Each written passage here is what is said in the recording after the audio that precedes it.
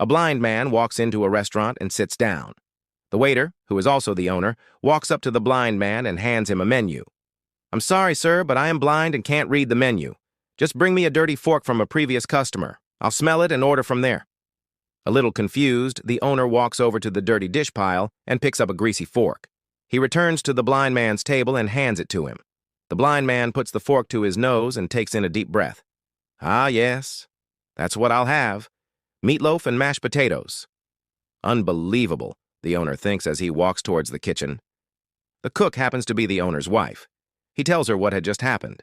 The blind man eats his meal and leaves. Several days later, the blind man returns and the owner mistakenly brings him a menu again.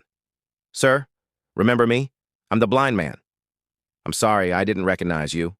I'll go get you a dirty fork." The owner retrieves a dirty fork and brings it to the blind man. After another deep breath, the blind man says, "That smells great. I'll take the macaroni and cheese with broccoli." Walking away in disbelief, the owner thinks the blind man is screwing around with him and tells his wife that the next time the blind man comes in, he's going to test him. The blind man eats and leaves. He returns the following week, but this time the owner sees him coming and runs to the kitchen. He tells his wife, "Mary, rub this fork on your panties before I take it to the blind man."